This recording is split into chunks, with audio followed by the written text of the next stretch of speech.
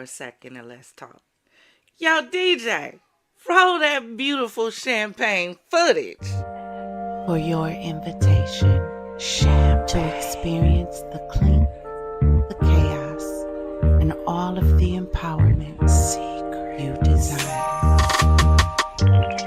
There's a secret in the bottle, the bottle, the bottle. I just can't get a little clink with chaos, you know we got some. Hella hood with class, baby, I'm doing one. Come sip and savor so we can spill some. And if you lost your way, we'll leave the light on. There's a secret in the bottle, the bottle, the bottle. I just can't get enough. Champagne secrets.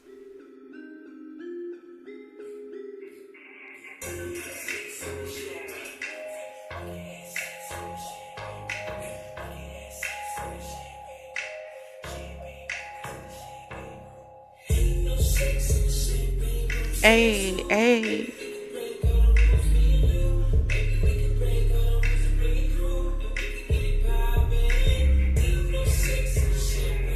Hey, hey.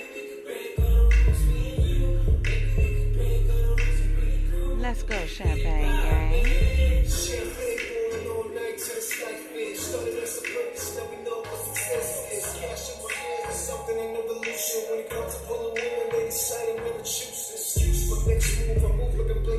Hey, I want to dance like the cop.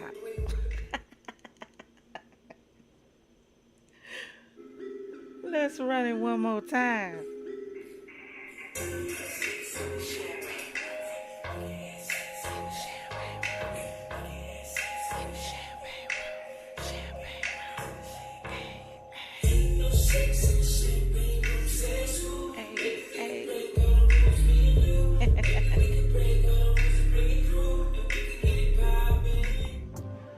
What's going on, Champagne Gang?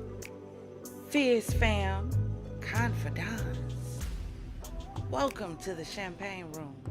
If this is your first time here, hi, I'm the Empress, and you are joining me for grown discussions and bubbly banter. Over here, we give classy with a twist, huh? A little clink with chaos with a side of charm.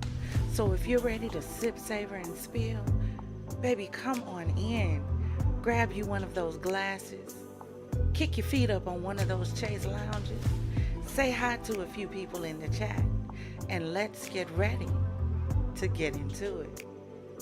Y'all like my new champagne room? Drop some champagne glasses and champagne bottles in the chat if you like the new champagne room.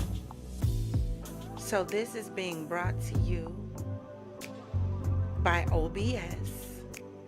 I try using Prism. However, I don't think my system is strong enough for Prism. So I went back to OBS. And I love it because it gives me that creativity that I need. So everything you see on the screen is designed by me. Including all this what y'all see this background with this road and this water and these champagne bottles. These lips. Hold on, because it's mirrored, y'all. Okay, hold on. Over here. These lips with the diamonds spinning. Y'all see this? Hold on. This gold face over here. Y'all, come on now. Let's get ready to get into it because we have a good show for y'all tonight. But before we go there, take those glasses and raise them high in the air. You know it's time for our dose of empowerment. So if you're ready, let's get ready to get into it.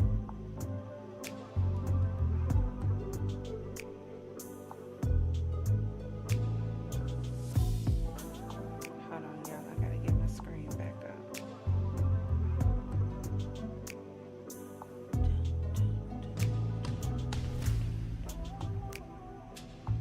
See, this is the thing about using software that you have to download to your computer. takes away the usage of other things that you may need to have up on your computer. So therefore, my entire affirmation just disappeared, but that's okay. Y'all ready? Take those glasses and raise them high in the air. You are amazing. You have no need to fret, worry about what tomorrow may bring, because God gave you everything that you need on the inside of you to take the next step that will be the first step into your destiny. Stop settling for less than the best that God has for your life. From this day forward, reach for the greatest. Reach for higher than you can think of. Reach for further than you can reach. Reach for longer than you can take a step. Because that's where your strength ends and God's begins. Know that you are worth it. You are somebody. No matter what the past brought you. No matter what the present has set before you. You are amazing. And you are destined for greatness. So here's to you, confidant. For you are worth it. Let's toast.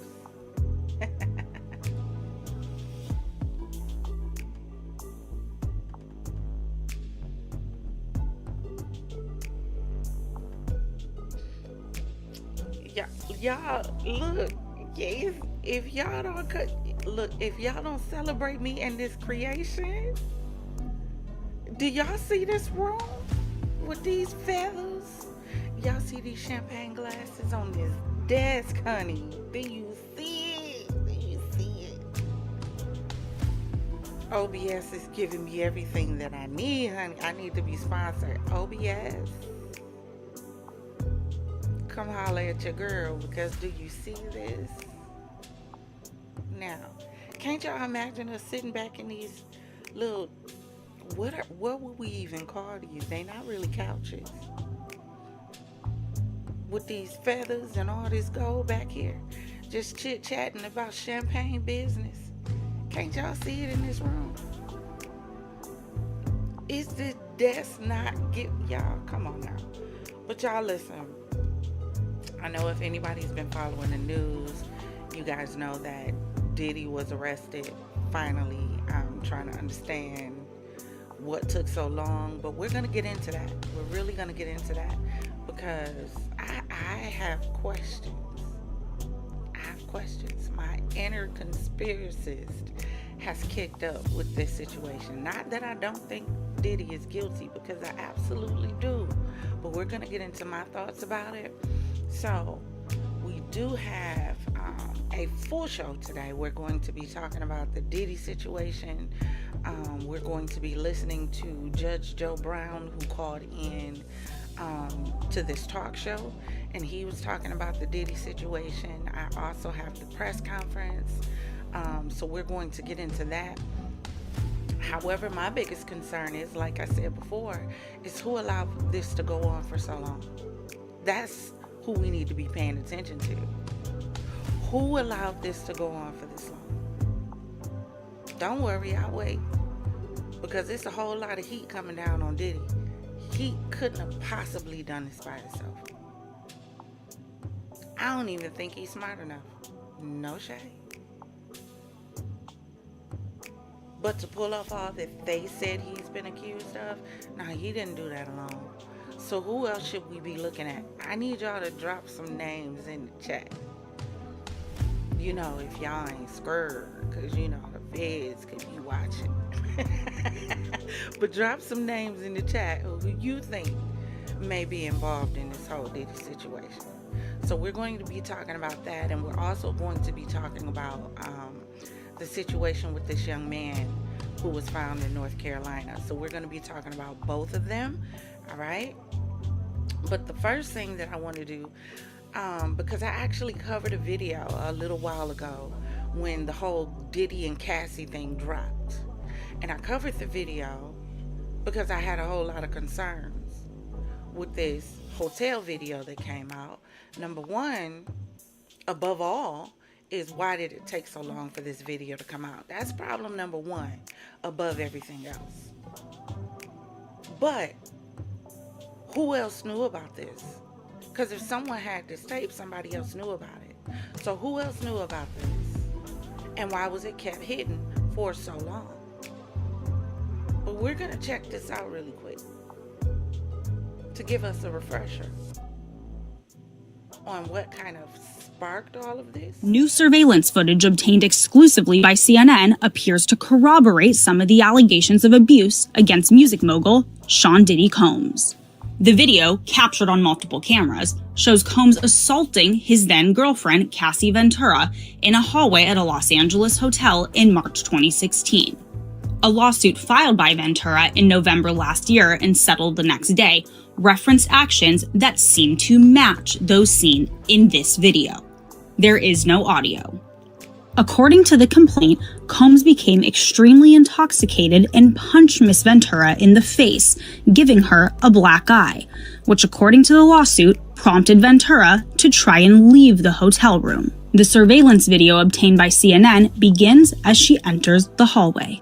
The complaint says as she exited, Mr. Combs awoke and began screaming at Miss Ventura. He followed her into the hallway of the hotel while yelling at her. The complaint goes on to say he grabbed her and then took glass vases in the hallway and threw them at her. In the surveillance video, Combs can be seen grabbing Ventura and throwing her to the ground. As Ventura lies on the ground, Combs then kicks her twice and attempts to drag her on the floor back to the hotel room. Ventura is seen picking up a hotel phone. Combs seems to walk back to the hotel room, then returns and appears to shove her in a corner. Moments later, he can be seen throwing an object in her direction. According to Ventura's... I'm just not understanding. Someone please help me understand, because could I? Never could you lift up a foot and kick me like you trying to kick a field goal. Cause never. What? Please. And the fact that he had the unmitigated gall to do this to her in a hotel. But this is what we say about power. Power corrupts. Absolute power absolutely corrupts. Because the problem is, because he has money and status, he felt like he could get away with it. Didn't the wannabe president say the same thing?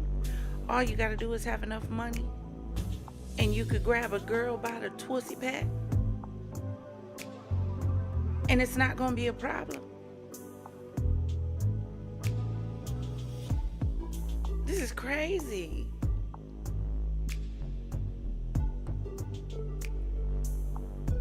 Money can't buy everything. It can't. Can't buy you happiness. Can't buy you love. It can buy you a temporal feel. It can make you feel good temporarily. It can get you a quick fix. But nothing worth holding on to comes quickly.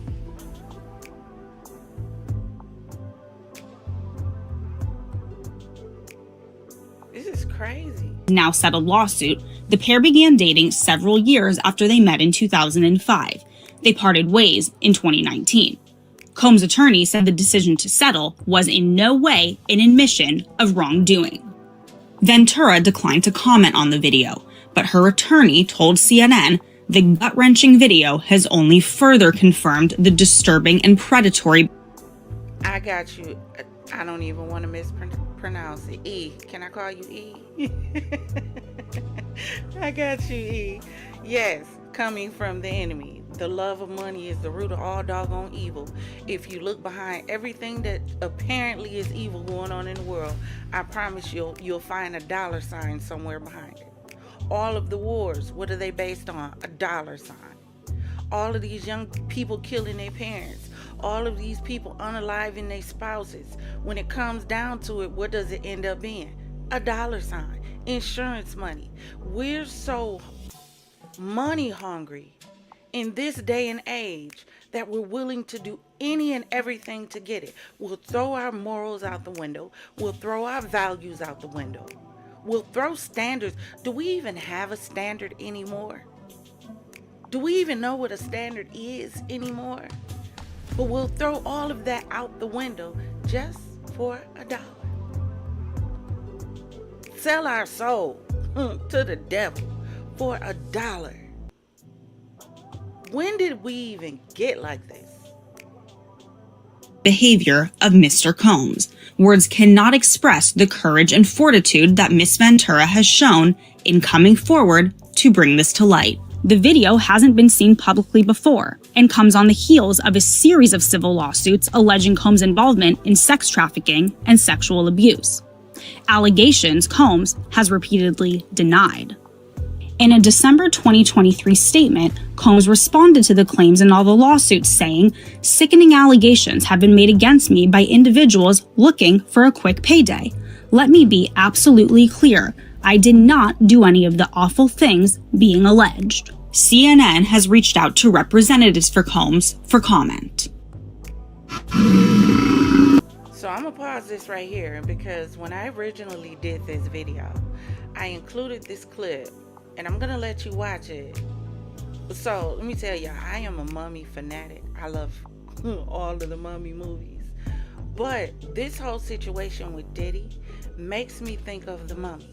Do you know why it makes me think of the Mummy?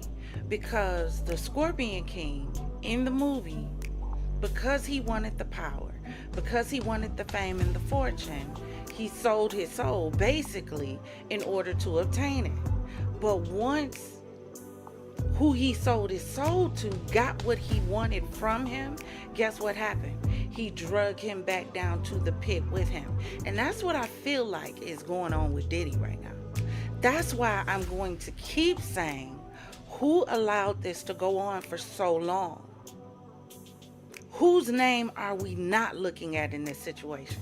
We're so focused on Diddy that we're not even paying attention to what was going on above him. The oil drips from the head down. I don't care if it's church. I don't care if it's corporate America.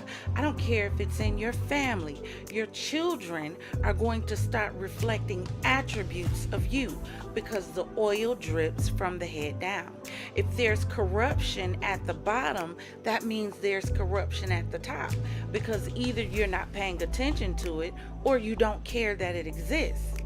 So who didn't care that this existed for so long that this was allowed to happen? But check out this trailer.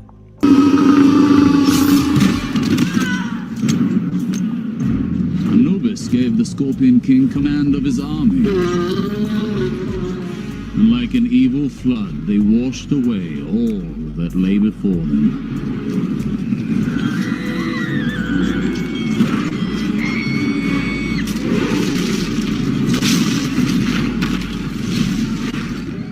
His task was done. Anubis forced the Scorpion King to serve him for all time.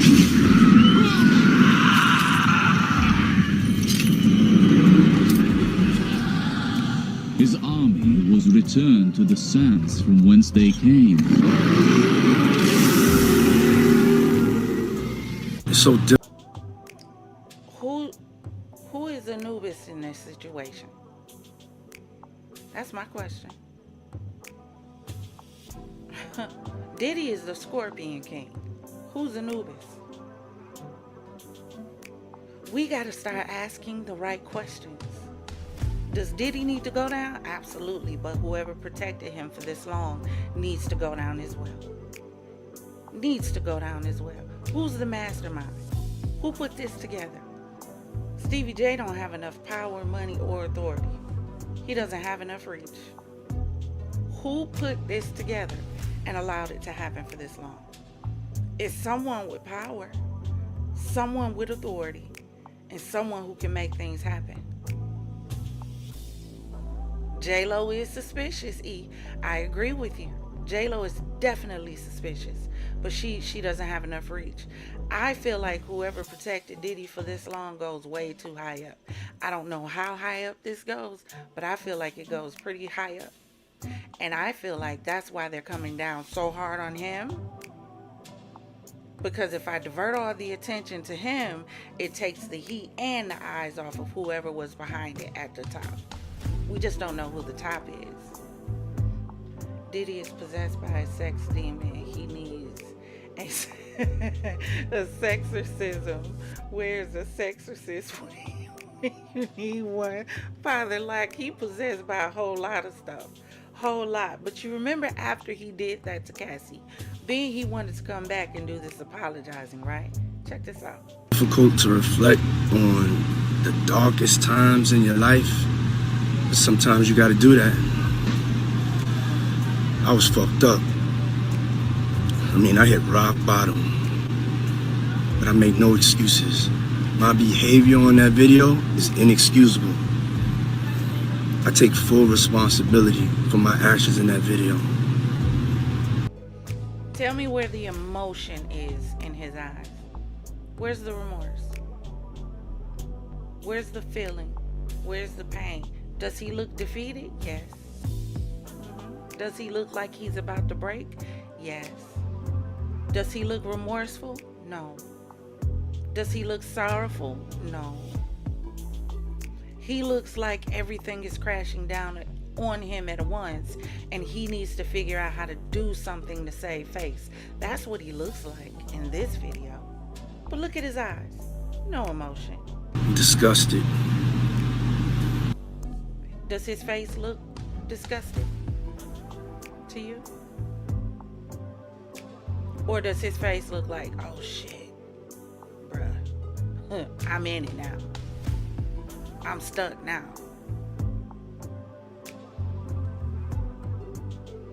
The Bible says the wages of sin is death. That's what the Bible says. What people fail to understand is there's more than one way to die. You can emotionally die, spiritually die, and physically die. Mentally die. I was disgusted then when I did it. I'm disgusted now. I went and I sought out professional help. I had to go into therapy. I'm going to rehab. Had to ask God for his mercy and grace.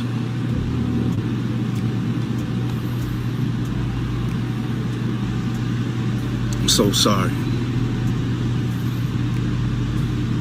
But I'm committed to be a better man each and every day.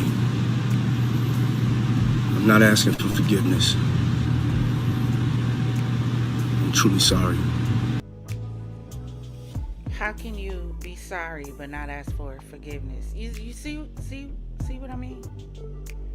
My mama them used to say, the older folk, the devil will take you further than you want to go and keep you longer than you want to be kept. He'll even have you out here sounding dumb in an attempt to sound intelligent. I'm sorry, but I don't want your forgiveness. Why wouldn't you want forgiveness for what you did? But the greater question is, what God are you talking about?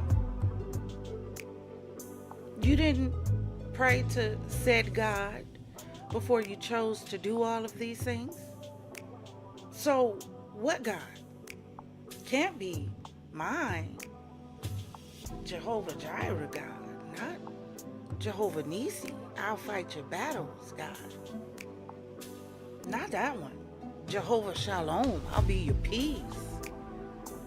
You can't be praying to the God of peace while you dragging someone down a hotel room lobby floor. Can't be. So what God? Everybody running around these days. Oh my God, God don't play about me. What God? Who's God? Because you do realize there's a lot of them out there. And even the Bible says everybody that's screaming, Lord, Lord, don't know him.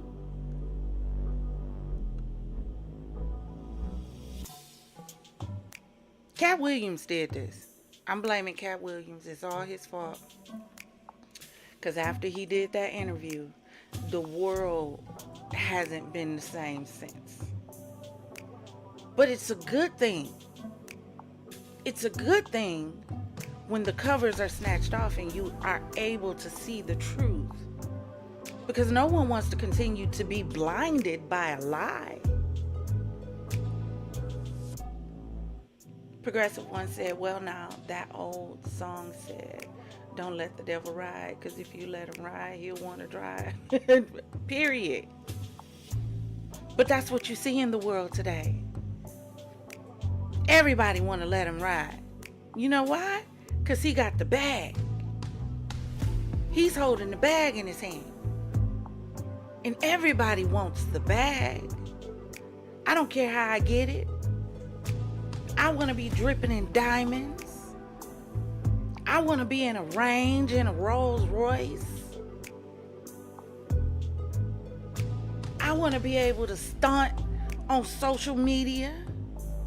I want a BBL in a small waist.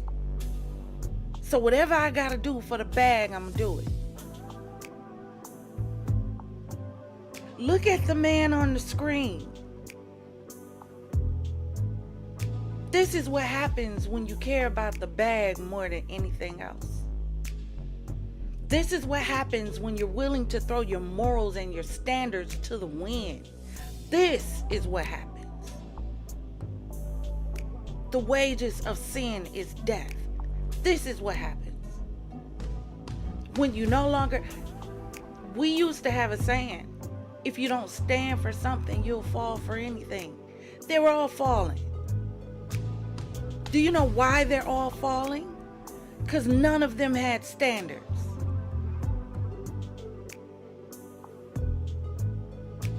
And you can't say you had God, because if you had God, then the God in Christ in you would have convicted you and told you not to do this.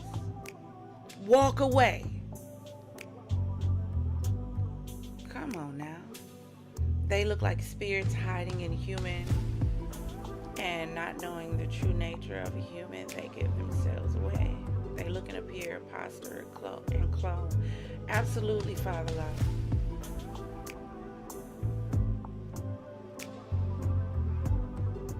This is sad. They look like zombies. Absolutely, E. Y'all, let's take a look at this press conference. And we're going to listen into it.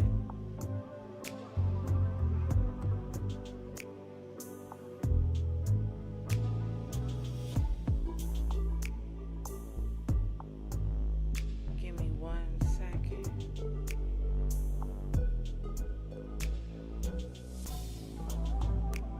Good morning, everyone. My name is Damian Williams, and I'm the U.S. Attorney here in the Southern District of New York. Today, I'm announcing the unsealing of a 3-count indictment, charging Sean Combs with racketeering conspiracy, sex trafficking, interstate transportation for prostitution. The indictment alleges that between at least 2008 and the present, Combs abused, threatened, and coerced victims to fulfill his sexual desires, protect his reputation, and conceal his conduct. As alleged in the indictment, to carry out this conduct, Sean Combs led and participated in a racketeering conspiracy that used the business empire he controlled to carry out criminal activity, including sex trafficking, forced labor, kidnapping, arson, bribery, and the obstruction of justice. Let me say a little bit more about the charges. The indictment alleges that Combs abused and exploited women and other people for years, and in a variety of ways. As alleged, Combs used force, threats of force, and coercion to cause victims to engage in extended sexual performances with male commercial sex workers, some of whom he transported or caused to be transported over state lines. Combs allegedly planned and controlled the sex performances, which he called freak-offs, and he often electronically recorded them. The freak-offs sometimes lasted days at a time, involved multiple commercial sex workers, and often involved a variety of narcotics such as ketamine, ecstasy, and GHB, which Combs distributed to the victims to keep them obedient and compliant. As alleged, when Combs didn't get his way, he was violent, and he subjected victims to physical, emotional, and verbal abuse so that they would participate in the freak-offs, and that Combs hit, kicked, threw objects at, and dragged victims, at times by their hair. On one occasion in March of 2016, that conduct was captured on video and later reported in the media. Specifically, Combs kicked, dragged, and threw a vase at a victim in a Los Angeles hotel when the victim was attempting to flee. As alleged, these assaults often resulted in injuries to the victims, which took days or weeks to heal. In addition to the violence, the indictment alleges that Combs threatened and coerced victims to get them to participate in the freak-offs. He used the embarrassing and sensitive recordings he made of the freak-offs as collateral against the victims. And the indictment alleges that he maintained control over the victims in several ways, including by giving them drugs, by giving and threatening to take away financial support or housing, by promising them career opportunities, by monitoring their whereabouts, and even by dictating their physical appearance. Because of all of this, the indictment alleges that the victims did not believe. So he was basically running a sex cult, is what y'all telling me. Because everything that he just described is what goes on in a sex cult. They can't leave. He's dictating what they can wear, probably what they can eat, where they can go, what they can do, who they can talk to. Isn't this the same thing they accused R. Kelly of? Am I mistaken? So who allowed this to go on for this long? Who's at the top that we're not paying attention to?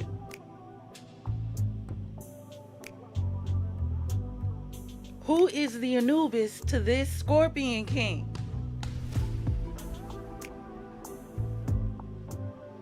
Who's forcing, what's the saying go?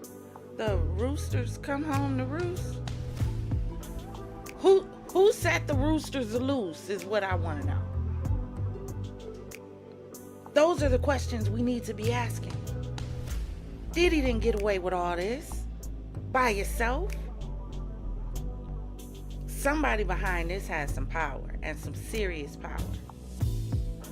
Otherwise, why did they come at him this hard? You think they came at him this hard just because of evidence? The secret, come on, y'all. They could refuse Combs without risking their security or facing more abuse. The indictment also alleges other acts of violence undertaken by Combs and others, including violence against witnesses to his abuse, kidnapping, and arson. The indictment alleges that on more than one occasion, Combs carried or brandished firearms to intimidate and threaten victims and witnesses. Now, Combs did not do this all on his own. As I mentioned, Combs has been charged with RICO conspiracy. He used his business and employees of that business and other close associates to get his way. Top execs with an affinity to baby oil. Progressive. Oh my God. Y'all, so the next thing I'm gonna learn how to do is add these chats to the screen, because the people got to be able to see this foolishness that y'all be saying in these chats, for real. But the baby oil still has me stuck, but we getting to that in a second. Those individuals allegedly included high-ranking supervisors in the business, personal assistants, security staff, and household staff. The indictment alleges that those individuals facilitated the freak-offs. They booked the hotel rooms and stocked them with the supplies, including drugs, baby oil, personal lubricant, extra linens, and lighting. When the hotel rooms got damaged, they helped clean it up. They arranged for victims and commercial sex workers to travel for the freak-offs, and they delivered large quantities of cash to Combs to pay for the commercial sex workers. The indictment also alleges that they helped Combs cover up his crimes. During the March 2016 incident at the LA hotel that I mentioned earlier, a member of the hotel security staff intervened, and Combs attempted to bribe the staff member with a stack of cash to make sure that what happened was kept quiet. And as the indictment alleges, in late 2023, after public allegations were made about Combs' crimes, he and others pressured witnesses and victims to stay silent, including by making phone calls to witnesses and victims and giving them a false narrative of what they had experienced. And as alleged, Combs used others to help conceal his abuse by monitoring and preventing victims from leaving a location in order to hide their injuries, or by locating and contacting a victim who had attempted to flee. As part of this investigation, in March of this year, special agents from HSI executed search warrants at Combs' residences in Miami and Los Angeles. They also executed a warrant for Combs' electronic devices. During those searches, agents seized evidence of the crimes charged in this indictment. They seized firearms and ammunition, including 3 defaced AR-15s and a large capacity drum magazine.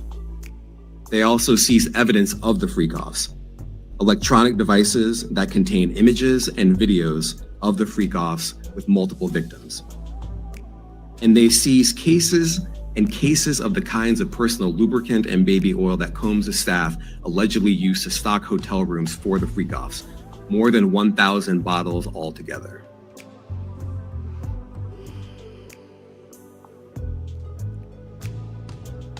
Why?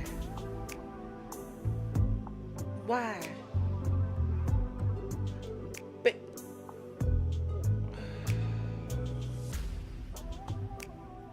what do they assume they can gather from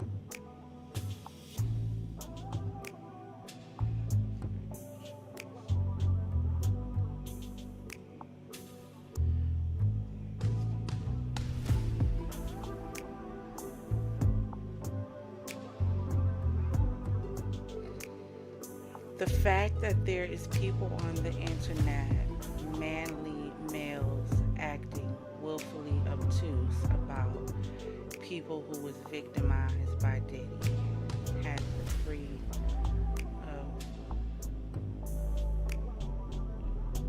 that's supposed to be choice to just up and leave him without being harmed is sick. I can absolutely agree with you, Goddess. There's a lot of people on the internet who are acting like they are not victims in this situation. You are absolutely right.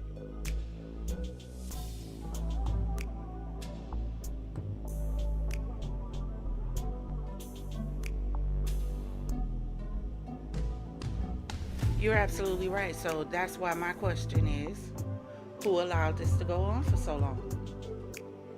Who allowed it? Someone allowed this. Someone covered. As he just said in the video, my bad, autocorrect got me by the throat. Listen, I understand. It's okay. But who allowed this to go on for this long? That's my question. Who is the Anubis to this Scorpion King? Who is it? Who is it? That's who they need to be looking for. That's who. I just want to know what the shipping company thought when they had to ship out bottles and bottles of baby oil. Please help me understand. And what I want to know is, what are they attempting to gather from the baby oil? Like, are there bodily fluids in the oil? Like, I'm trying to understand why did they need to confiscate the baby oil? Number one, and why in God's name do you need that much? Please make it make sense to me. Why? This case really lets you know how, you know, the old show that we used to watch. Well, I'm 48. You know, girl just had a birthday. But it makes me wonder, This is really a different world from where we came from. It is. Please help me understand why. Do you need that much baby oil? Why?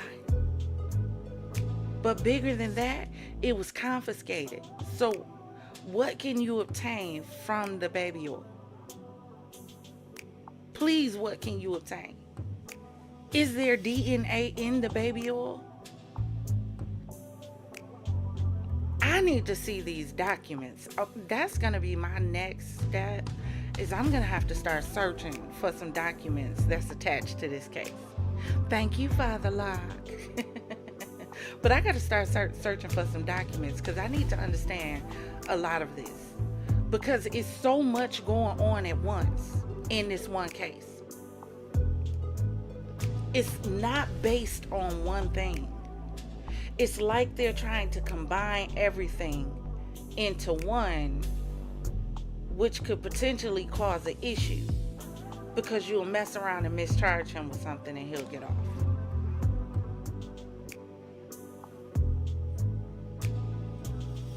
What is the end goal here? To just put Diddy away? But then there's all these lists that everyone is talking about with all of these high-powered people on it. So do you go after them next? What is the end game with this? You trying to shut down the music industry by putting everybody in jail? What is the end game? Because it can't stop at Diddy. That defeats the purpose. And if this ties all the way back into Epstein, goodness gracious. What do y'all think? Drop in the comments and let me know. What do you think the end game is with this Diddy situation? Because you got to look at it from all angles. You cannot be narrow-minded looking at this situation and think this is just about Diddy freak parties. You cannot think that because you're going to miss the big picture. So what is it that they're not telling us? That's what we need to know. That's what we need to be searching out. With everything that they're putting in front of us, what are they not putting in front of us? Thank you, Goddess. Like the stream, everybody. Because I went through a lot of work to create this stream at OBS. Y'all better give me some hearts and stuff. But drop in the comments and let me know what you think. What's the end game? Here are some of the items that we recovered during the searches.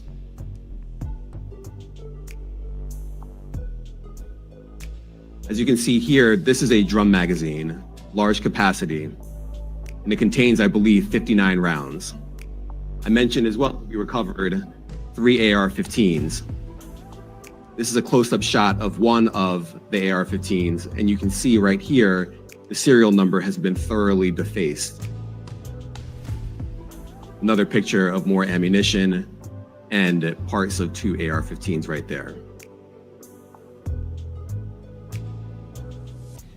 Now, I want to be clear. This is where I have a problem with as well, right? With everything that he just got through discussing, why did he show us guns? Make it make sense to me. With everything that you could have showed that has to do with what you arrested him for, racketeering, holding people against their will, all you chose to put on the screen was guns. Why? AR-15. Okay, why? Why would you put guns in front of us instead of putting in front of us something that really builds your case and speaks to everything that you've been talking about? Because when they've been on the TV talking about Diddy, they haven't been talking about guns. So why is that what you present at a press conference?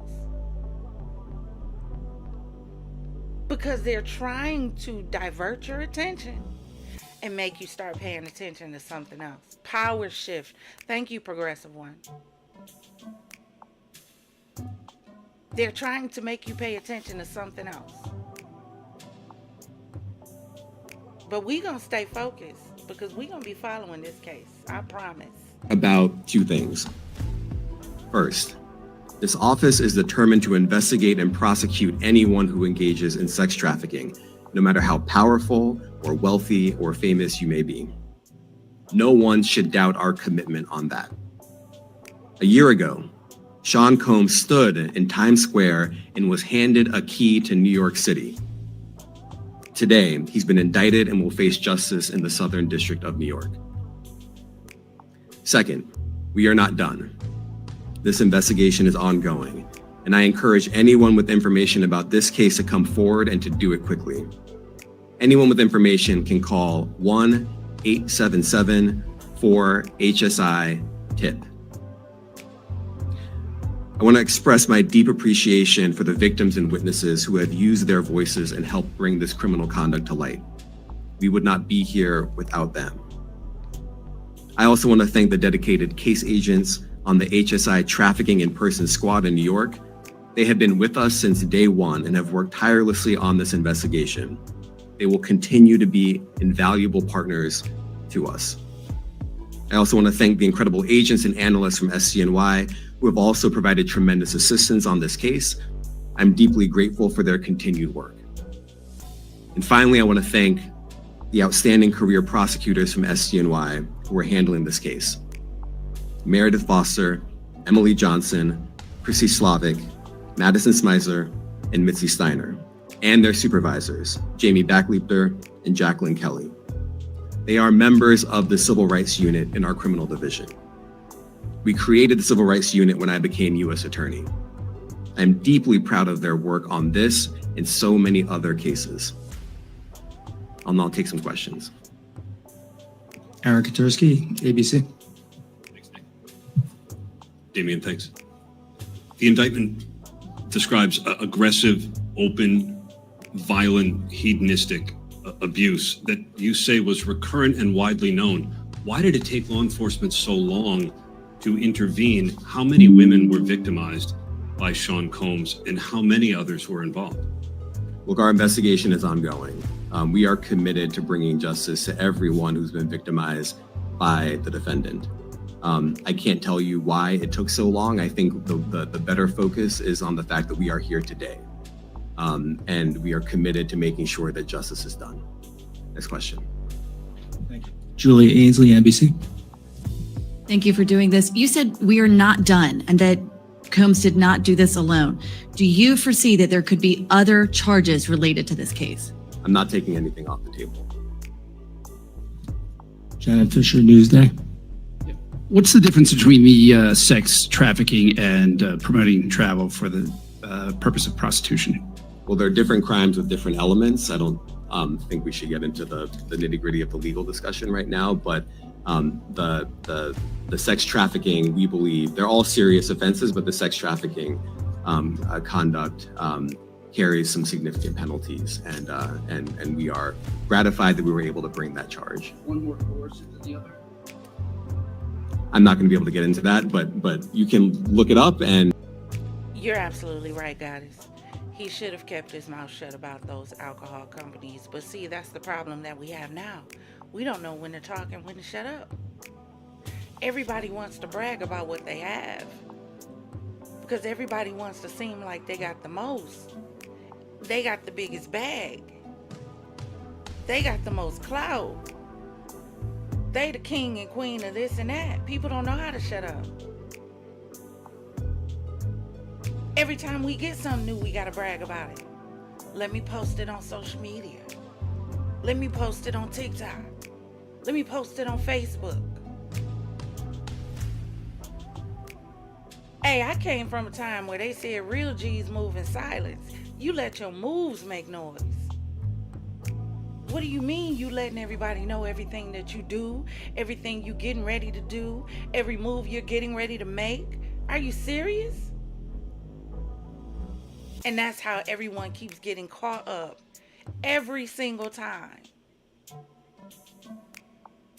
Every time. Because we don't know how to shut up. We want to be too flashy. We too flashy with what we wear. We too flashy with what we do. And we too flashy with what we say. We get money, it's going to go on our body. It's going to go around our neck. And for the women, it's gonna go in our ass.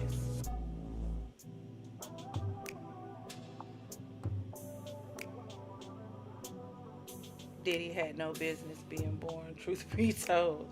I also blame his sick ass mama. Listen. When you look at some of these family structures, that was a lie we were talking about probably about a month or so ago that we got to get back to. The family structure. What happened to the family structure? Now you got mama and daddy encouraging their kids to go out, encouraging their kids while they're out to sell drugs, slang this, use your body, shake what your mama gave you, encouraging their kids in the strip club. No standards. You know why? Because all we care about is the bag. All we care about is getting to the bag, no matter what the cost. No standards. It seems like everybody has a price. What is your price? Do you know what the price is? The price is the one thing that you would do if the price was right. I normally wouldn't do this, but if the price was right, that's how a lot of these girls end up in these situations. Because they chase these men with power, these men with money, and they don't realize what they are getting until it's too late, and they're stuck like Cassie and these other ladies and can't get out.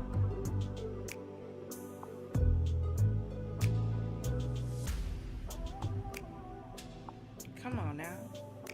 And yes, sex trafficking, especially when it involves coercion or force, is a very serious crime, and it carries significant penalties. Good afternoon, Darla Miles, ABC 7 New York. Thank you for this press conference and for the details. 2 questions. In context of this indictment and the information that was presented to the grand jury, are you able to clarify the number of victims? It's mentioned plural in the indictment, but can you specify the number of victims just for this particular indictment? And secondly, can you provide details about the alleged arson? Unfortunately, I'm not able to provide either. The number of victims, you are correct. We are intentional in saying multiple. The details of the arson incident are limited to what we have in the indictment and also the detention letter that we filed, which contains more details than the indictment does at various points. But we don't have anything more beyond that. Next question. Lynn Tran, CNN. Are any of his accomplices or associates under investigation? And additionally, could he face any more charges? So the investigation is ongoing. That means both as to him and to anyone else who we believe committed the crime with him. Next question. Juliet Papa. Hi, good morning from 1010 Wins. Any indication that some of the women or victims here were imprisoned in his residences, and did he have locations where he kept them, and they were not allowed to leave? And also, he's indicted here, although there were searches and raids in LA, Miami. Why in New York?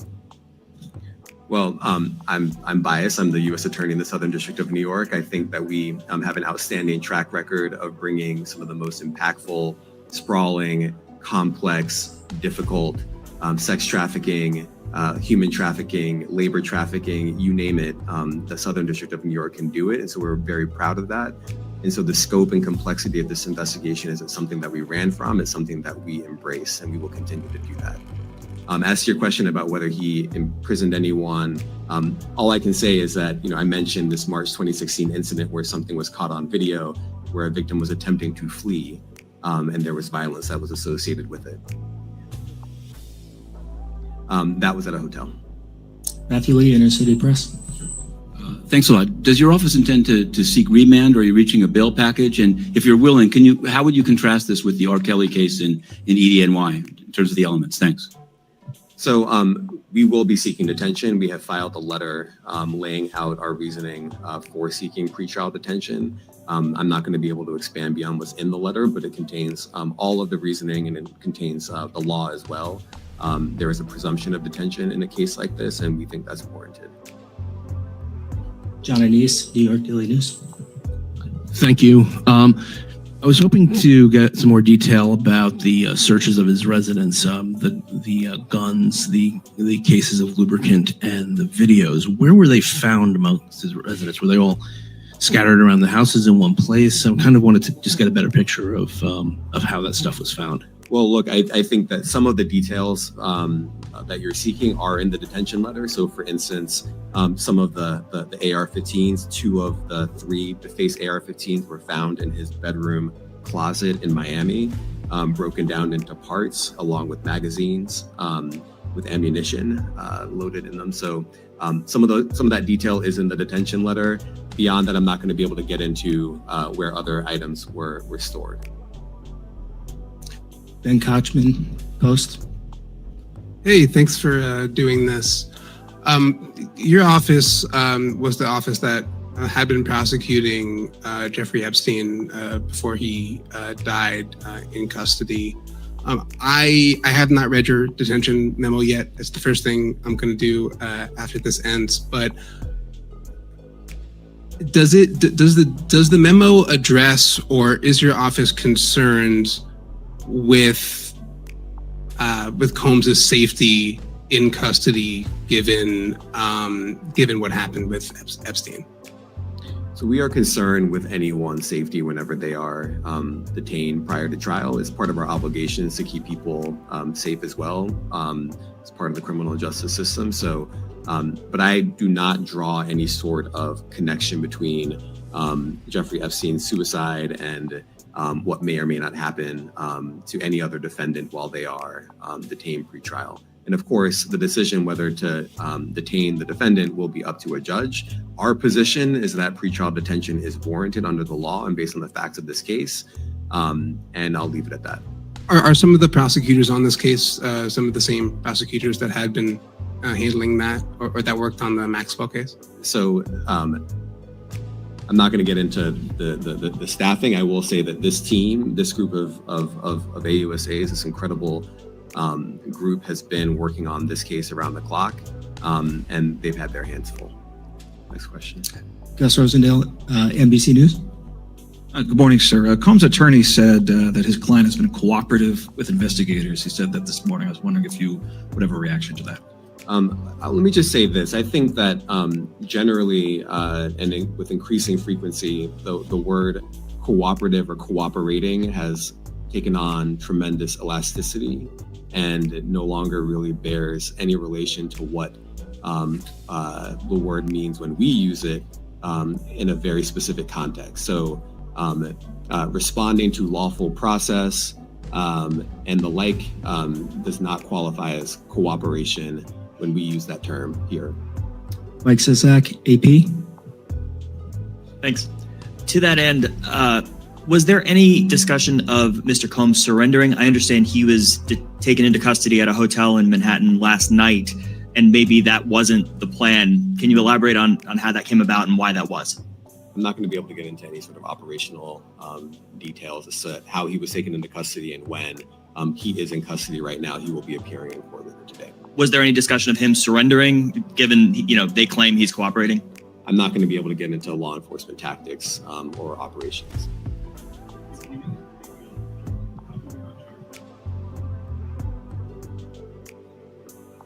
Well, I can't get into the charging decision. It is very meaningful to us that weapons were possessed, as we allege in the indictment. Part of the reason why this conduct was so pervasive and harmful was because victims and others didn't necessarily feel comfortable denying him his wishes, as we allege, because of the presence of firearms. I should leave it there. Thanks. Last question, Jacob Shamison. Jacob Shamsian, Business Insider. Thank you. Given that he's the sole defendant in this case and that you allege he's part of a conspiracy that involves members of his companies, do you anticipate a superseding indictment that bring allegations against other members of his companies or other co-conspirators as well? I can't take anything off the table. Anything is possible. Our investigation is very active and ongoing. And I think a lot of you who cover this office know that when we say such things, that developments are certainly foreseeable, but I cannot predict them sitting here today. Progressive one, please. I've been trying to overlook this chat. Y'all are cutting up. This guy eats Oreos in reverse. Please turn over your phone, power it off. It is past your bedtime. I can't. Welcome in Warlock Records Inc. Lock Fam is in the building. The director, nephew, welcome in. Let's finish this out so we can get to Judge Joe. All right, thank you, everyone. So the next video we're going to go into, so Judge Joe Brown actually called into this talk show, and he's discussing the whole Diddy case. And this is all I have to say. The same thing that I told y'all about the election when I said hunker down, because we still got time and foolishness is going to happen. And what has been happening since we've started this whole presidential thing? Bullshit after bullshit. It's an election year. This rabbit hole is going to take y'all to some levels that you probably didn't even think possible. In my opinion, yes, I think this is very much so attached to the whole Epstein thing. Very much so. Do you realize that if right now, if we had enough money and I said we are going to purchase Champagne Island, and we decided to purchase Champagne Island, do you not realize, because that is our property, we own the water surrounding that property, which means the authorities cannot come on that island without our permission? That means you can just about get away with anything you want to on your island, because who's going to stop you? Who knows about what you're doing? The law doesn't have a reason to come there unless you invite them there. Why do you think Epstein was able to get away with what he got away with for so long? Probably still getting away with it, because some people don't even believe he's deceased.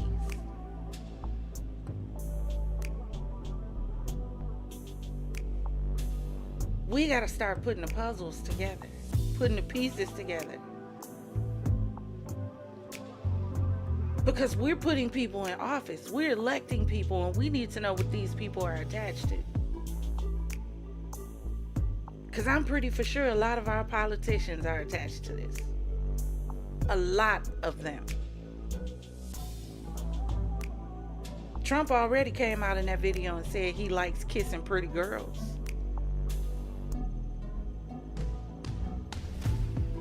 Kamala was already in a polygamous relationship with Montel. Look, at the end of the day, I saw the movie Eyes Wide Shut. I saw it. And I feel like we're living it out right now. Pay attention. Pay attention to more than what they are showing you. Pay attention to more than what they were saying. None of his stuff matched that he was saying. You start talking about the racketeering, you start talking about the girls, then the only thing you show is his guns, then you start talking about something else. What are you basing your case upon? Or is someone trying to really throw this case and mess this case up? Because what is your focus? What charge are you really trying to hone in on? All of them?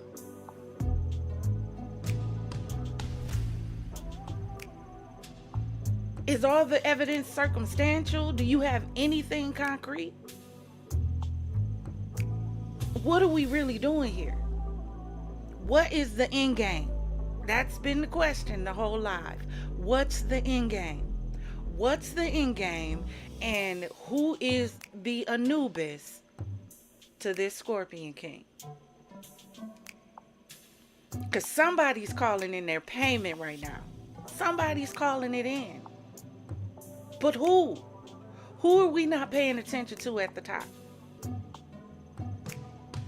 Terrell Jones, I absolutely agree with you. It's time to repent. Not only repent, it's time to turn and get ourselves together. We have no standard. There's no standard. There's no moral. All we chasing is the bag. Everybody. from the church to the world, the kids, everybody. All we chasing is a bag. Nobody's chasing a future, a destiny. No one's trying to leave a legacy of positivity. It's all about get all I can right now, because that's all that matters is what I'm doing right now.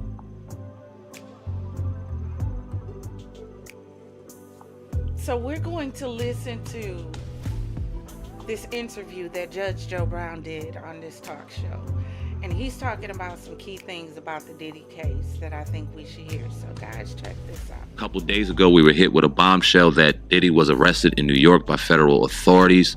He is still currently behind bars facing charges on trafficking, sexual assault, and a litany of other charges. In your expert opinion, what do you think about that situation, and what do you think the end result is going to turn out to be when it comes to Sean Combs as we stand right now? Well, let's say this. Let's separate what's going on from Mr. Combs, P. Diddy. You've all heard of Miranda rights. You have a right to remain silent, anything you say, etc., etc. Miranda was not a nice guy, but these rights that everybody has a vested interest in protecting were enumerated and articulated through Miranda. Now, what I'm talking about is separate and apart from P. Diddy. Over the last 50 years, I've done a lot of trial work. I was a criminal defense lawyer, and starting more than 40 some years ago, I started getting clients who had federal cases, and we'd have to go to trial with the feds. I represented a lot of pimps and prostitutes 40 some years ago. And there's West Memphis, Arkansas, really close to Memphis, Tennessee, right across the bridge. And down here in Mississippi, there's what's been glamorized as P Valley in the series. And I would have pimps transporting dancers and prostitutes across these state lines. So we'd get RICO, not RICO, but Mann Act charges against them. The Mann Act was designed to catch Jack Johnson, a black heavyweight champion of the world before World War I that could not be defeated by any great white hope. Jack Johnson had a white wife, and she had some friend girls that would travel around with her, and particularly in the South, a lot of white people found that very offensive. So they set up the FBI, the Federal Bureau of Investigation, to develop a proposed law that became known as the Mann Act, and that was designed to get Jack Johnson. Now understand, this was this man's lawful wife, but he was riding on a train across a corner of Georgia, let's say, on the way to a seaport and on the way to Europe. And because they weren't armed at the time, the FBI was accompanied by local law enforcement officers. And in Georgia, let's just say that 100 some years ago, they did not recognize interracial marriage. So Jack Johnson was arrested for transporting a woman, his wife, across interstate lines for illicit purposes. So there is no money necessity involved in this, but it is known as the Mann Act. I'm looking at the 14-page indictment right now, and it doesn't say Mann Act anywhere in there, where usually it would. It mentions the federal code section. I'm looking at the rest of the 14 pages, and I find it absolutely extraordinary because there are only 3 counts to this indictment. And ordinarily, in my experience, an indictment like this would read, between the dates of 2009 up until the return of the indictment, the defendant did unlawfully transport females across state lines for illicit purposes, and they leave it at that. You would be guessing what they were talking about. You'd have to file motions to get a more particular statement, and the feds would fight like hell to keep you from finding out the details so they could try you by ambush. For these 3 counts in the indictment, they went over and over a lot of things. Like, for example, each particular phase of this thing, they keep repeating all of the defendant's aliases. Their standard procedure is in the very first paragraph. The defendant, in this case, and they list his aliases hereinafter known as the defendant, referred to as the defendant, and they would just say defendant in each count where that was necessary instead of repeating all of this. 2,000 bottles of lubricant oil. What in the devil is that? That has no business in the indictment. Now, see, that's my question. What do you guys think about that? What do you think the significance of the baby oil has to do with this case? What can it prove or disprove? That's why I'm wondering, like, does it have DNA in it?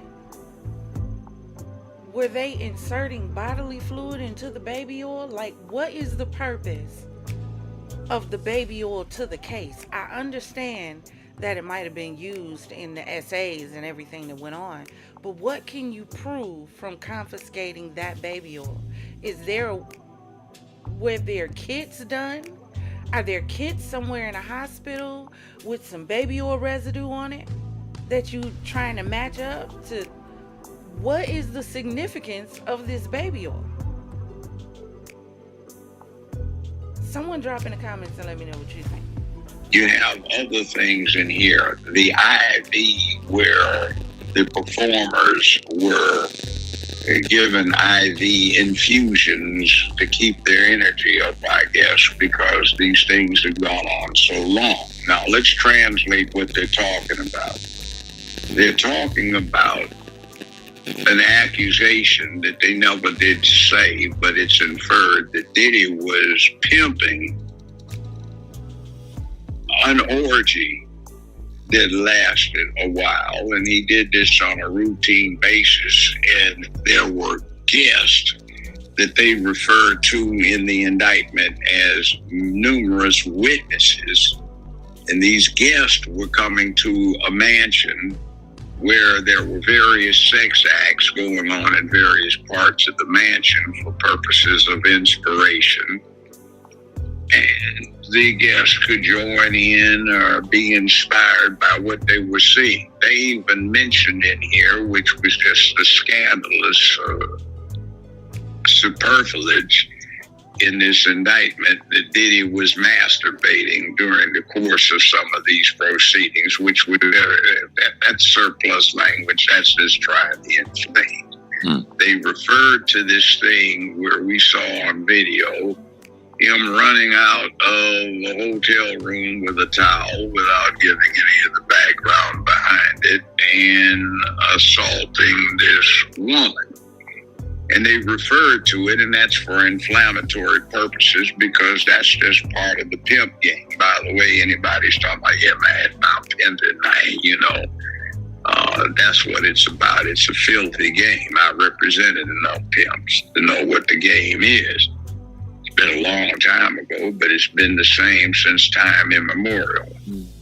They do call prostitution the world's second oldest profession, and whatever the first oldest one was, whoever was doing whatever that was to earn the money to pay for the services of the second oldest profession. So it's been going on for a long time. It's nothing new. And what I'm picking up on is that Diddy is being alleged to have conducted these sex shows, and he invited guests who had the use of his mansions to be involved in an orgy as they saw fit. He also is alleged to have recorded this, and that's where we get to what we're looking at. Somebody important is being or was recorded on these devices, and somebody is being protected. Now, I noticed that Diddy, through his lawyer, has been in continuous contact with the feds for quite a few months. Back in March, he surrendered his passport. He returned to New York, where he did not live, and secured a residence so he could participate in the defense of the case, which is all that's required. He was supposed to have been apprised of when the indictment would be unsealed, and he would be required to report with his lawyer and surrender himself after making bond arrangements. And there was supposed to have been a discussion on how much the feds were going to recommend the bond be set at. They ambushed him and arrested him in a shopping center with some of his kinfolk. And now they want him kept incognito. Incommunicado, so he cannot talk to anyone. That's what the feds have been doing, and most recently involving these mortgage fraud situations, so that parties who could blow the whistle on other parties were not able to communicate with anyone, even their lawyers, but say once a week. So they could not tell what they knew, and that's what we have here. It is unusual for Homeland Security to be involved in these things, and there are some references in here that the offenses had an international impact, which brings in Homeland Security instead of leaving this up to the FBI, which is for domestic matters, ordinarily of this type of thing. And remember, the FBI was set up to go get Jack Johnson so they could set up and prosecute under what became the Mann Act. So this is the FBI's bailiwick. They were only present during the service of the search warrants. They weren't the primary parties. What that indicates to me, in my experience, is that somebody in the FBI was not deemed trustworthy and might give confidential information to somebody outside, which they didn't want, so they brought in Homeland Security. This is not ordinarily the type of thing that Homeland Security deals with. So drop in the comments and let me know why you think Homeland Security will be involved in a case like this. Come on, we got to put our thinking hats on, y'all. Think about it. If Homeland Security doesn't handle cases like this, because Homeland Security only handles cases that has to do with securing the homeland, why would Homeland Security be involved in this case? Unless someone else involved in this case has to do with securing the homeland. Come on, y'all. 2 + 2 gotta equal 4. Why else? Come on. Who are they protecting? Again, I say, who is the Anubis to this Scorpion King? Because we've already established that Diddy is the Scorpion King. Diddy made the bet. Diddy made the play for the power, for the fame, for the fortune. He made that play. But who did he make that play with? Who's dangling him in front of the law right now? But sitting back and being silent. Who are we not paying attention to that we should be? Who should we have our eye on right now? And I'm not talking about Jay-Z. I'm not talking about Beyonce. Because I hear they're up next. I'm not talking about that. We're talking much higher than them. Who are we not paying attention to?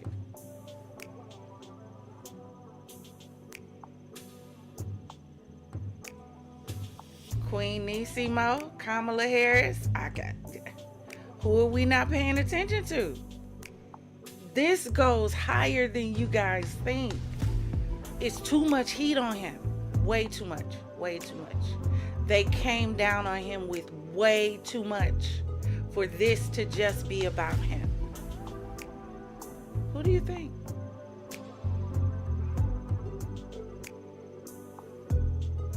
Who do you think is being covered for? Who do you think that he's being the scapegoat for?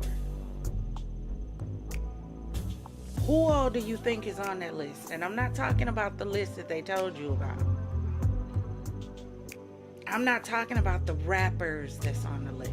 I'm talking about the other people. Isn't that the one thing that magicians used to tell us about their magic tricks?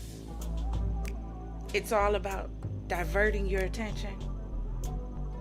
We keep you paying attention over here so that we can make a move over here. And by the time we've made the move is done. You didn't even see it happen because you were focused somewhere else. Who are they protecting? This is definitely an election interference. I agree with you. Oprah Winfrey, Gail, who do you think's on the list? Maybe we should be asking who's being too quiet with all this situation going on. Did anybody think about that? Usually it's the loudest one in the room that's the problem, right? But in situations like this, you got to start paying attention to who's the quietest in the room. All of this is dropping and coming down. Names dropping like flies. Who ain't said nothing? Who ain't talking? On either side. Just being silent. Because that's who we need to pay attention to. So you'll notice too that 2 of his mansions were searched. One was in California, fine. One was in Florida. The peculiar thing about the one in Florida is that on the same lot, Diddy had a second mansion which was not searched. And what they seem to have gotten is a lot of recordings that they confiscated. Now, you might say that's evidence in the case, but the point of the exercise is that even though quite a few people are mentioned indirectly, only one person got indicted. In the federal practice is usually when you have months to investigate something, they indict everybody and they mention everybody, even if they are listed as an unindicted co-actor. They did not do that in this case, which is indicative of them trying to hide somebody's identity and protect some people. The other point is from what you can determine, most of this happened in Florida or California. Why no indictments returned there? And why did they pick New York?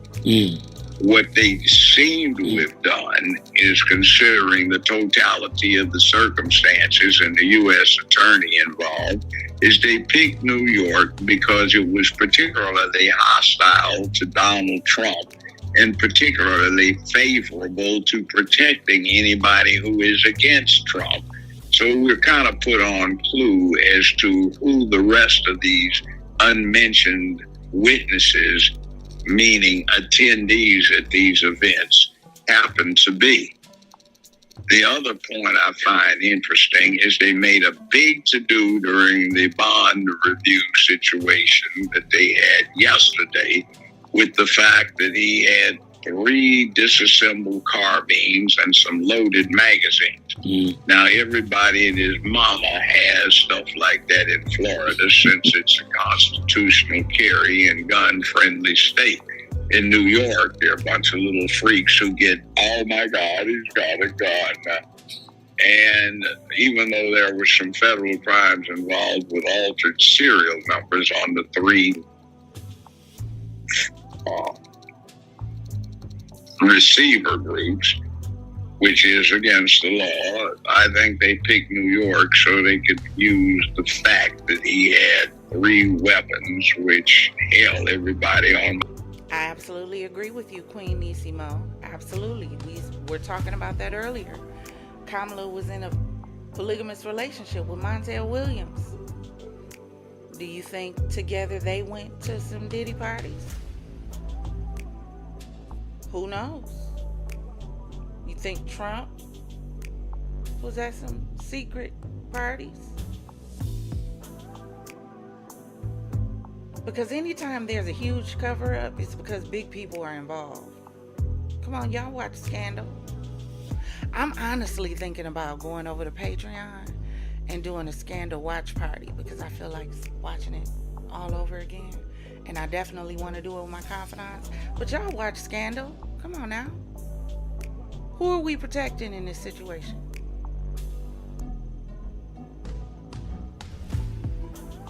You remember what had to happen in order for Fitz to become president, right? Everything had to be rigged. They covered up a lot.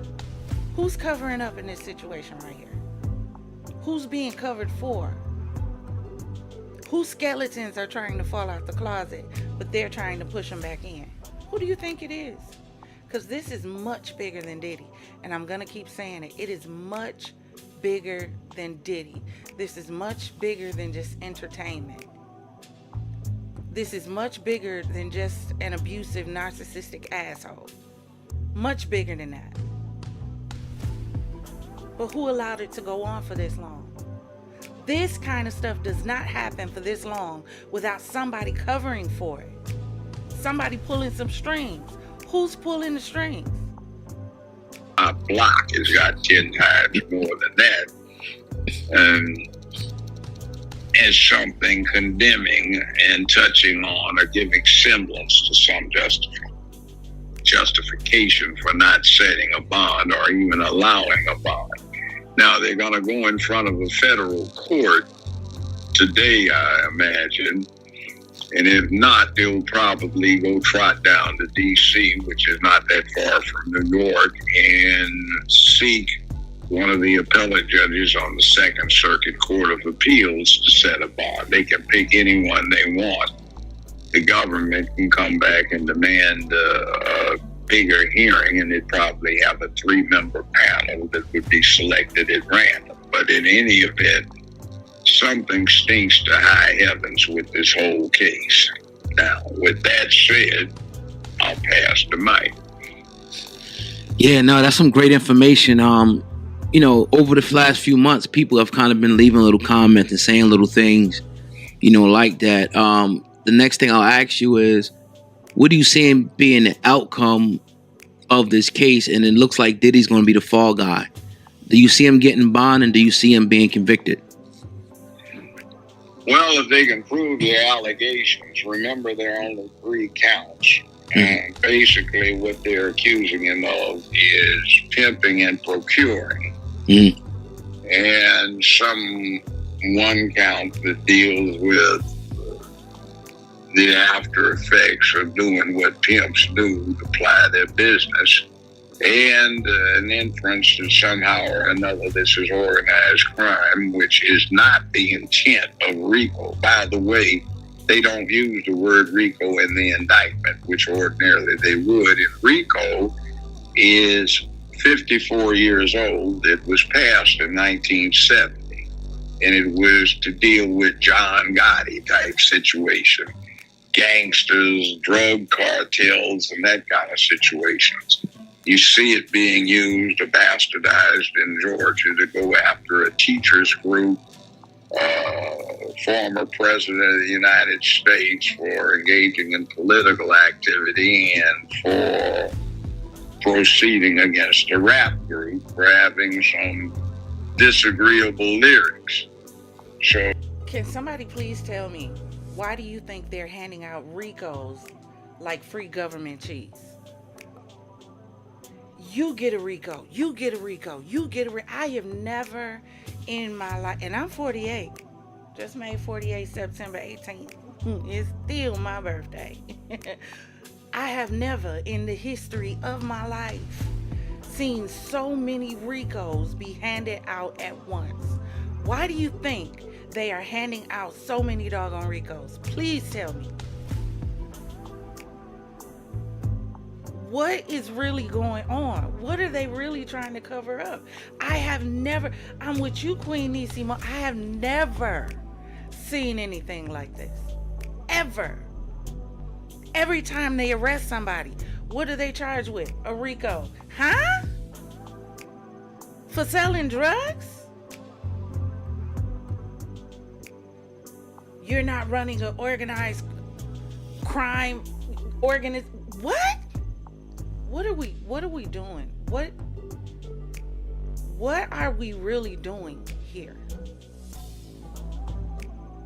I feel like right now America is the laughing stock of the world. Has to be. We have no leadership. We have no morals. We have no standards. We have no coping skills. We have no emotional EQ. The law officials have no control over nothing. Cities gone wild, children gone crazy, music out of control. There's no leadership. There's no role models. Who can you look up to now? Who can your children look up to?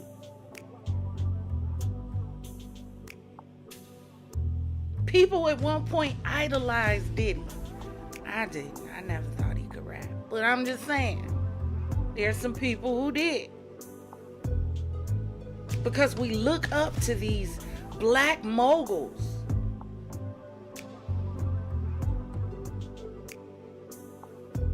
And they're being used to systematically tear you down. To make you dumb. To keep you focused over here. While they moving over here. But whole time, guess what? All we thinking about is Betty's coming out. Now that's TV. We in the street fighting like rabid ass dogs. And they systematically bending the rules and coming up with stuff to lock us up and get rid of us. While we playing and having fun. While we twerking and twitching and itching. They making moves above our head. And by the time we realize what's going on, guess what? It's too late. It's too late. Now we trying to figure out what hit us. While we paying attention to baddies, they moving immigrants in, getting all the money, luxury hotel stays, cash vouchers, food vouchers. You can't even get a loan, but they getting $10K in cash. But we enjoying baddies though. We enjoying Now That's TV, Tronics. We enjoying the celebrities. And they're enjoying our ignorance. Because the more ignorant we are to what's going on, the less we're going to do about changing it. And that's the problem. It's being corrupted. It's racketeering influenced, organized crime is what the thing stands for. RICO. Racketeering or influenced criminal organizations. And they are pushing it for political purposes. And the last time they did this was about...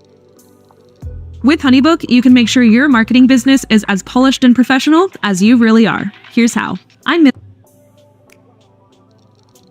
11 years ago, when they had a series of prosecutions that were initiated on state levels for mortgage fraud, mortgage foreclosure fraud. You got some people who had something that would have contributed evidence-wise in sustaining these allegations of foreclosure fraud. They got locked up and charged peripherally for remotely associated things. And interestingly, what the feds did is they used Homeland Security to get them locked incommunicado so they couldn't communicate with anybody. And particularly, the governor in Maryland got implicated in one of these scams, and his niece, who was a federal prosecutor, busted somebody that could have blown the whistle on him. And that person got held incommunicado. Then there was, of course, the thing with the presidential candidate, Kamala Harris, out on the West Coast with George Soros, who was also hooked up with the Maryland thing, and One West Bank, along with Mnuchin, who was the CEO for that bank, and became part of the Obama administration for a year, the Trump administration for that matter. But people were locked up and held incommunicado, so they could not do anything about that. But there were 5,200 counts of indictments returned against One West Bank. And Mnuchin, that Kamala Harris, when she got elected as Attorney General for California, consolidated, dismissed, and then a few weeks later, Soros sold One West Bank for, I think it was $3.42 billion, made a tidy profit off of it. So this is part of a process that got put in place 40 years ago by Eastland from Mississippi, Biden, and Byrd, who had formerly been Grand Dragon for the Klan in the U.S., and they were in the U.S. Senate together, and they added these provisions to U.S. criminal law codes that allowed this kind of persecution for political purposes. So it's nothing new. It's been around for 40-some years. I've defended people who've been caught up in it. That's been a while ago, but it is a bad thing. So this is the same thing that went after R. Kelly about in a couple of his series of cases. His circumstances are somewhat different because that involved underage children. But as I'm reading this indictment, and as I'm talking to you, I'm going back over it again. I don't see any references to underage children in this indictment. So any questions or comments so far? Yes, sir. And we highlighted some of those exact points yesterday as well, as far as there's no underage. It didn't seem like in the indictment there were any underage involvement, which would obviously be deemed as guilty, and that would be crazy and things like that. What I want to ask you is, it seems as though federal authorities are using the tactic of crushing his character and making him guilty in the public before being guilty in the court of law. Is that a tactic that the feds typically use, and how beneficial is that? And do you think that's going on right now? You can thank the current president of the United States for that. I just alluded to it. Eastland and Byrd came up 40 years ago with changes in the federal criminal laws that allowed that to happen. It's called these days lawfare. That's what they're talking about. Now, Diddy is presumed innocent until proven guilty beyond a reasonable doubt. They have to put the trial on and they have to convict him. But what I'm looking at is an extra effort to totally discredit him. So if he is later in a position of being a whistleblower, his credibility will be completely destroyed, and public opinion can be steered in a direction where basically anything he says can be ignored or discredited. I think that's why it's looking like it does. As I look at it and read the indictments, it's nothing that I haven't run into before, representing a lot of pimps, prostitutes, and dancers. And it's just pimping and procuring. That's what they're talking about. And in this case, the purpose was to set up some freak parties, freak shows, orgies, where performances were being professionally put on in various places in a mansion while the rest of the folk could get their freak on. That's what you're looking at here. Right. Now there's another aspect of it as well where they are accusing him of forcefully, making men and women do sexual acts that they did not want to do. Okay. They wouldn't even say that. That's just adding a bit in there to make it look worse. Essentially, there are just 3 counts to this indictment, but instead of 2 pages, it's 14 because they add a lot of little stuff in there to make it look horrible to the typical person that is likely to get this, which most aren't. They just hear the news media talk about it. So, now it's been a lot of discussion going on, and we can argue to our face turn blue whether or not Diddy is a good man or not. But we're talking about whether or not he has broken the law to the point where he needs to be put behind bars for a number of years, and that's where we're at right now. In your opinion? And that's not the important part. Right. That's well set up, the due process of law in the Bill of Rights and also in the 14th Amendment. He's got the right to due process, whether it's on a state level, which this is, federal level, which comes in under the Bill of Rights. What we're talking is, why is the U.S. government taking it upon itself to do what it's doing, where it becomes very obvious if you read between the lines, they're trying to protect somebody instead of prosecuting them as co-actors in this mess, and why they're trying to do what they're doing to silence somebody who might expose who those protected people are. Keep the Epstein thing in mind. We know who was on the list of visitors to the island and who flew on the airplanes, because those things have been published. But this time, this close to this crucial November election, it strikes me that somebody does not want that to happen again. I don't want to put words in your mouth, but we kind of alluding to maybe former presidents or political people? No, Trump has nothing to do with this one. I was talking more so about Obama, maybe. No, this is Mrs. Imhoff is married to a big-time Hollywood lawyer. Prior to 2014, when she married him, this big-time Jewish Hollywood lawyer who has a lot of clients in the communications industry, they were all on Kamala Harris's behind about her little goings on. It stopped suddenly in 2014 when she married somebody who had a Hollywood inside.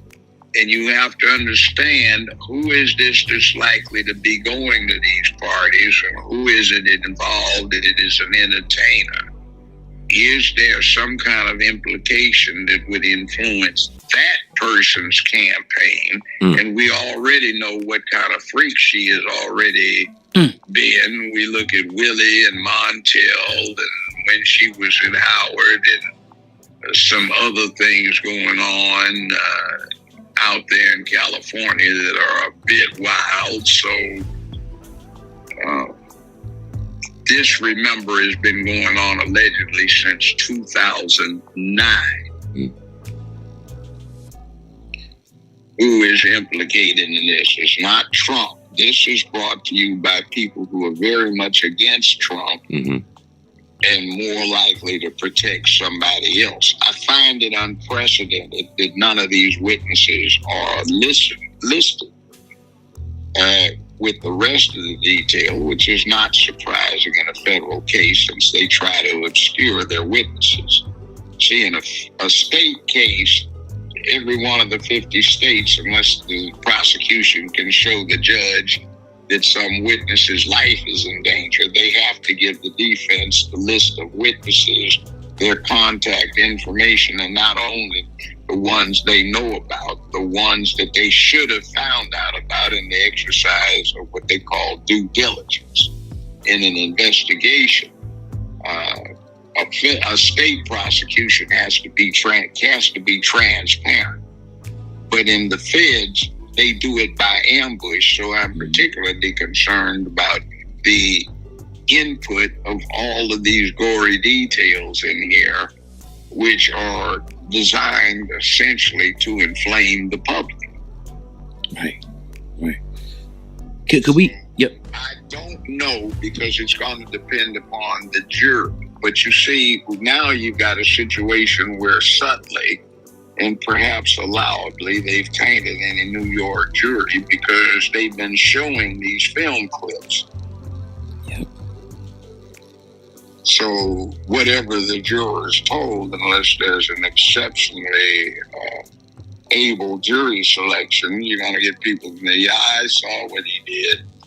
And you can hear it on some of social media. We had an egg space, Dana and I, the real Dana and I did last night. And there were some people that called in, they didn't care what the law was. He needed to go to jail because of the horrible things he did. But you see, that's not American law. Right. So what y'all think?